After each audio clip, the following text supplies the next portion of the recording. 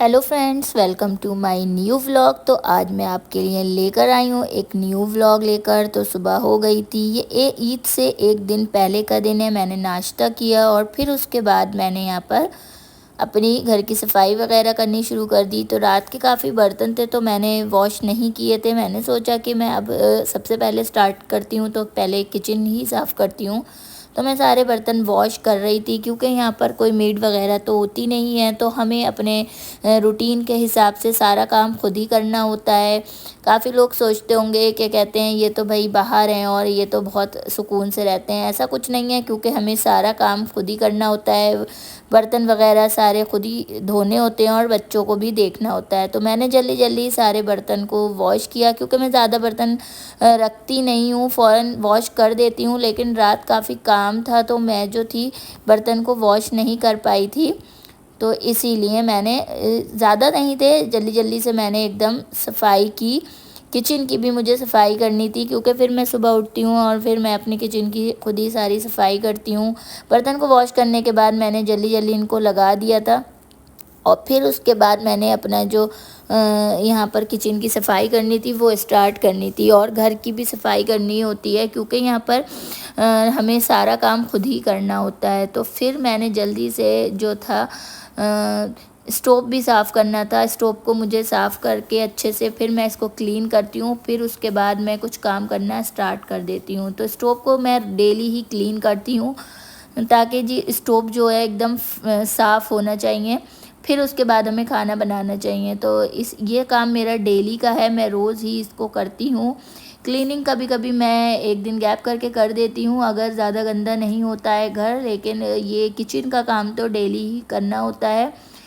तो बस यही मेरे पूरे दिन का रूटीन होता है। घर में ही सारे काम करने होते हैं खुद ही, तो काफ़ी इसमें टाइम भी लगता है। और फिर बच्चों को भी हमें देखना होता है, बच्चे भी अकेले होते हैं, तो फिर हमें बच्चों के साथ साथ सारा ही काम देखना होता है। इसके बाद हमने बनाई थी चाय, और फिर मैंने यहाँ पर शाम में ये चाय पी थी और चिप्स फ्राई कर लिए थे।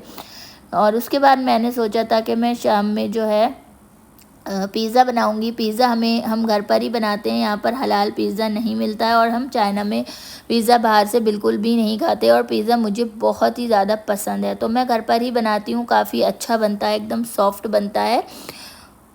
तो यहाँ का जो ईस्ट होता है ना, वो काफ़ी अच्छा होता है। इसको मैं राइस करती हूँ आटे को, तो ये अच्छे से हो जाता है।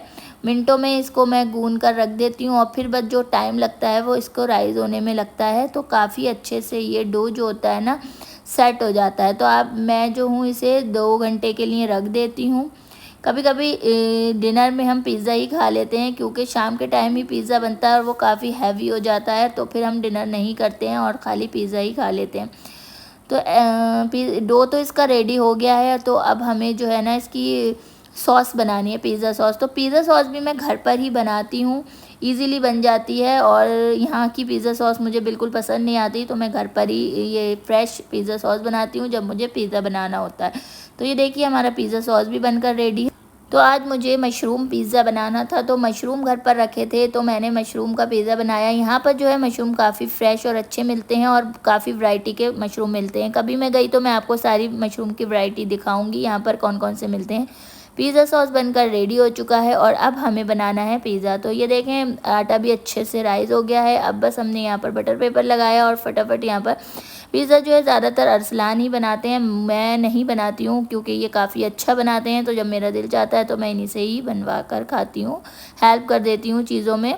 और ये हमने सेट कर दिया, और अब देखिएगा हमारा जो पिज़्ज़ा है वो बनकर रेडी होने वाला है। बहुत ही टेस्टी बना था। अगर आपको पिज़्ज़ा की फुल वीडियो देखनी है तो वो आप मेरे यूट्यूब चैनल पर किचन कारीगरी पर जाकर देख सकते हैं।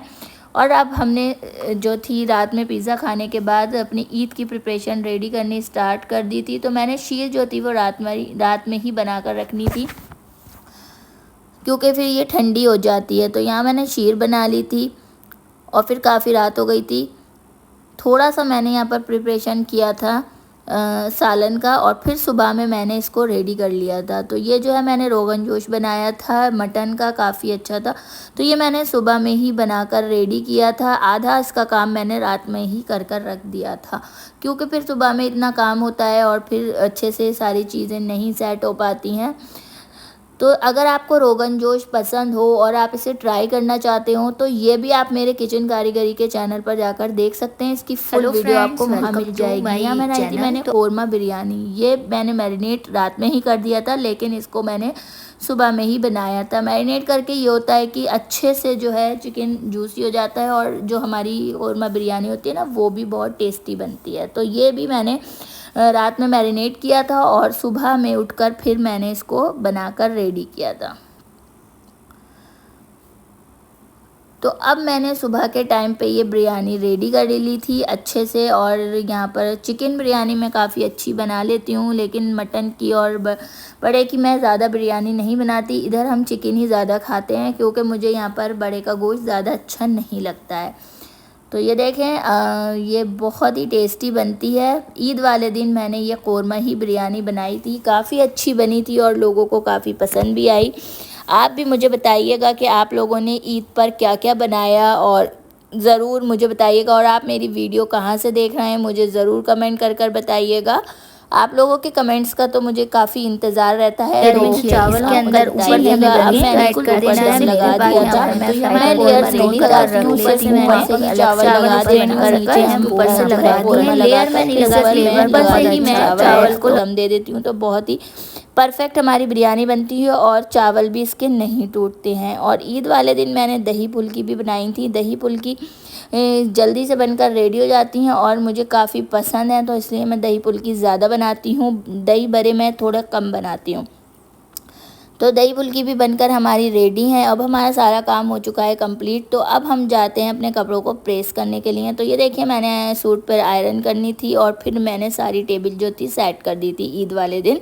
शीर खुरमा वगैरह ये लोग जब नमाज़ पढ़ कर आए तो मेरा सारा खाना जो था वो रेडी हो चुका था, क्योंकि मैं एक दिन पहले से ही सारा खाना बनाना स्टार्ट कर दिया था मैंने, क्योंकि क्लीनिंग वगैरह भी करनी होती है तो काफ़ी टाइम लगता है इन सब चीज़ों में। तो आप मुझे ज़रूर बताइएगा आपको मेरा व्लॉग कैसा लगा। और लास्ट पे हम रेडी हो गए थे। वीडियो पसंद आए ज़रूर लाइक कीजिएगा। Thank you.